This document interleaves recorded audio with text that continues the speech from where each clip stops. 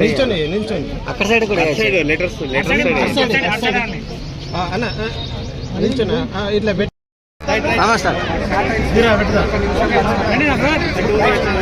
ఈరోజు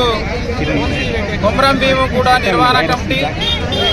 ఆదివాసీ హక్కుల పోరాట సమితి దెబ్బ ఆధ్వర్యంలో కొమరం భీము కాలనీ నుండి ఆదిలాబాద్ జిల్లా ప్రధాన కార్యాలయం పోస్టల్ కార్యాలయాలకు పాదయాత్రగా వచ్చి కొమరం భీము కాలనీలో నివాసిస్తున్నటువంటి అడవి బిడ్డల ఆవాసాలకు నీళ్లు, కరెంటు, విద్య, వైద్య, రోడ్డు రవాణా సౌకర్యం కల్పించాలని కోరుతూ మానవతా దృక్పథంతో స్పందించి భారతదేశ రాష్ట్రపతి ద్రౌపది ముర్ము, దేశ ప్రధానమంత్రి నరేంద్ర మోడీ గారు, ఎస్టీ చైర్పర్సన్స్ అనంత్ సింగ్ ఆర్య గారు, అదేవిధంగా హైకోర్టు ప్రధాన న్యాయమూర్తి అలోక్ ఆరాధే గారు, రాష్ట్ర గవర్నరు, అదేవిధంగా తెలంగాణ రాష్ట్ర ముఖ్యమంత్రికి ఇట్లా ఆరుగురికి మేము కూడా ఈరోజు ఆదివాసీలందరూ కూడా మాకు మా యొక్క ఏవైతే సమస్యలు ఉన్నాయో ఈ సమస్యలను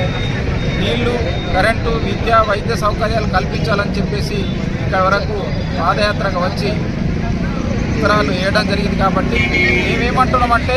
కేంద్ర రాష్ట్ర ప్రభుత్వాలు అదేవిధంగా అధికారులు అందరూ కూడా ఇవాళ మానవతా దృక్పథంతో స్పందించి ఇవాళ అడవి బిడ్డలు మొదటిసారిగా పాదయాత్రగా వచ్చి స్వాతంత్రం వచ్చి 70 సంవత్సరాలు గడిచిపోయినప్పటికీ కూడా ఇప్పటివరకు కూడా ఆదివాసులు ఈ రకంగా రాలేదు. మొదటిసారిగా అడవి బిడ్డలు జిల్లా పోస్టల్ కార్యాలయానికి వచ్చి ఉత్తరాలు వేయడం జరిగింది. కాబట్టి తక్షణమే భారత ప్రధానమంత్రి నరేంద్ర మోడీ గారు, రాష్ట్రపతి ద్రౌపది ముర్ము గారు, రాష్ట్ర గవర్నరు జిష్ణుదేవ్ వర్మ గారు, అదేవిధంగా